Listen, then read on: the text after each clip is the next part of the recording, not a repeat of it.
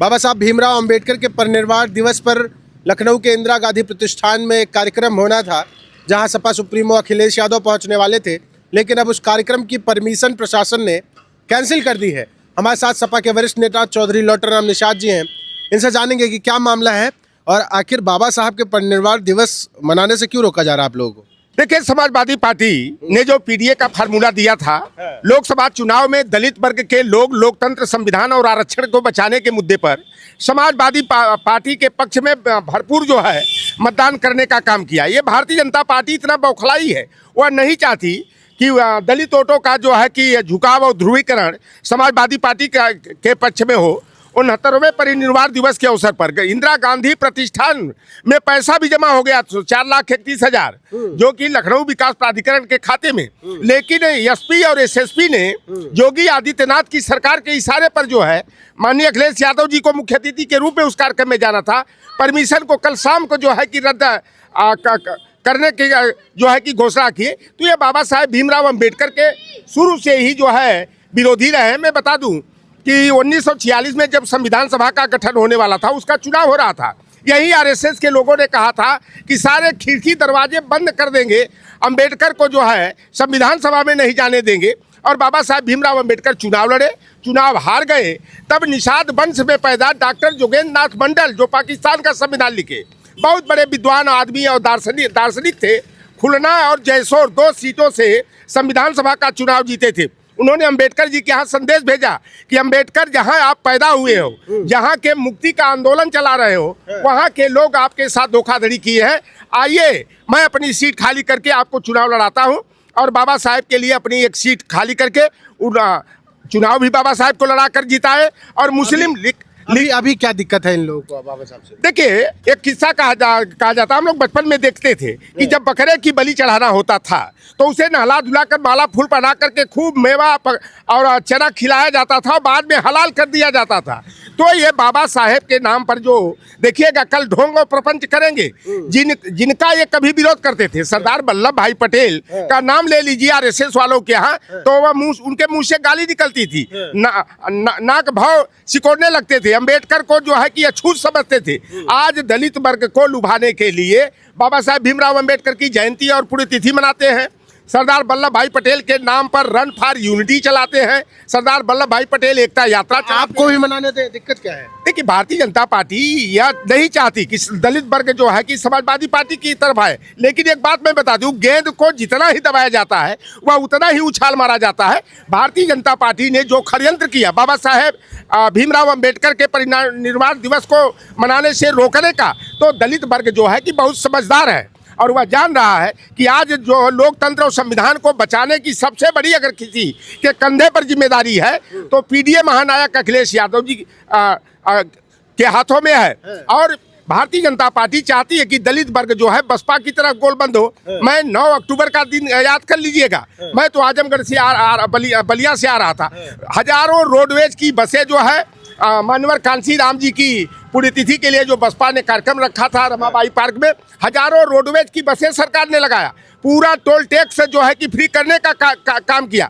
और बहन मायावती जी पर मैं टिप्पणी नहीं, वह दलित वर्ग की नायिका रही हैं, लेकिन बहन मायावती जी कहीं ना कहीं जो है प्रेशर पॉलिटिक्स की शिकार है, भारतीय जनता पार्टी के दबाव में है। आप देखिए, कोई भी नेता अगर समालोचना करता है, आलोचना करता है, निंदा करता है, तो जो सत्ता की कुर्सी पर बैठा है उसकी किया जाता है। लेकिन बहन मायावती जी उस उत्तर प्रदेश जहां दलित उत्पीड़न में नंबर 1, बेरोजगारी में नंबर 1, छात्र नौजवान के उत्पीड़न में नंबर 1, किसानों की परेशानी में नंबर 1, बेरोजगारी में नंबर 1, धन्यवाद दे रही थी योगी और मोदी का। और जैसे लग रहा था कि कांग्रेस पार्टी और समाजवादी पार्टी में सत्ता में है और उनके विरोध में इनकी भाषा आ रही थी। तो भारतीय जनता पार्टी जो है कि दलित वोटों की गोलबंदी सपा के पक्ष में न हो, इसलिए जो है षड्यंत्र करके जो है प्रशासन से परमिशन रद्द करने का काम किया है। लेकिन दलित वर्ग के लोग, हम लोग तो गांव गिराव में जा रहे हैं, सारे लोग कह रहे हैं कि बसपा के साथ जाकर के हमें अपना वोट बिगाड़ना नहीं है, हमें लोकतंत्र और संविधान को बचाना है। जो भारतीय जनता पार्टी उत्तर प्रदेश आरक्षण नियमावली, केंद्रीय आरक्षण नियमावली के तहत जो ओबीसी SC ST को प्रतिनिधित्व का अधिकार मिला, खुलेआम उस पर डकैती डालने का काम कर रही है। अभी देख लीजिए, उत्तर प्रदेश लोक सेवा आयोग का प्रीलिम्स का जो है कि परिणाम आया है। EWS और OBC से भी कट ऑफ जो है कम गया है सामान्य वर्ग का। जब मंडल कमीशन के तहत OBC को 27% आरक्षण देने की घोषणा राजा मांडा BP सिंह जी ने किया, तब ये कहते थे आरक्षण से आयोग का चयन होता है। ये लोग जो है VP सिंह हो या बाबा साहब भीमराव अंबेडकर हो या आप ही के पार्टी के संस्थापक रहे नेताजी मुलायम सिंह यादव जी की जयंती तक तो मना डालते हैं, ये तो सबका सम्मान करते हैं, पर आप वाले कार्यक्रम की परमिशन नहीं मिल रही।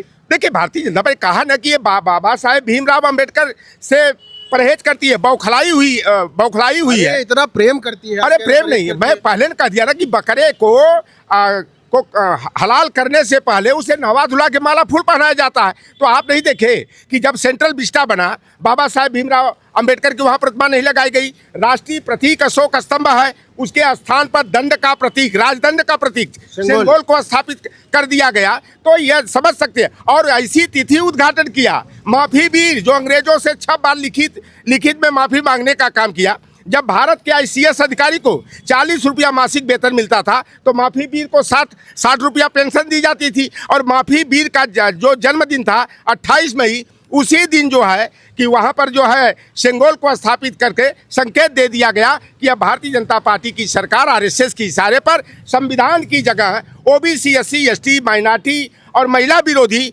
गुरु गोलवलकर की bunch of thought, we and our nationhood defined की जो नीतियाँ हैं और स्त्री सुदृढ़ ध्यताम के विधान वाली जो व्यवस्था है, मनुस्मृति को लागू करना चाहती है। आप लोकसभा चुनाव से पहले नहीं देखे कि सरकार बनाने के लिए मैजिक नंबर 272 और नया संविधान बनाने के लिए जो है कि 400 पार सीटें चाहिए।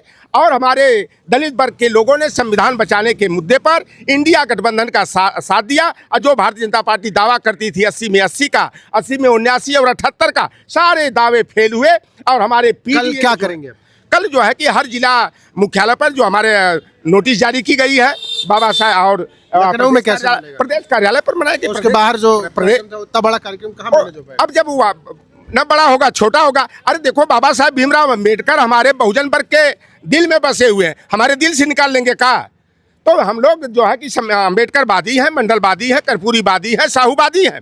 और इन महापुरुषों ने जिनके माध्यम से हम लोगों को पढ़ने का, लिखने का, उठने का, बैठने का, सम्मान से जीने का, खटिया पर बैठने का और कुर्सी पर बैठ करके कलम चलाने का अधिकार मिला है, वह हम लोगों के हृदय में विराजमान है। और भारतीय जनता पार्टी जो इस तरह की ओछी हरकतें कर रही है, विशेष करके योगी आदित्यनाथ की सरकार में जिस तरह से जो है कि हमारे बहुजन महापुरुषों का अपमान किया जा रहा है ना, तो इसका जवाब हमारा PDA जो है अपने वोट की ताकत से चोट पहुंचा करके 2027 के विधानसभा में 3/4 से समाजवादी पार्टी की सरकार बनाएगा।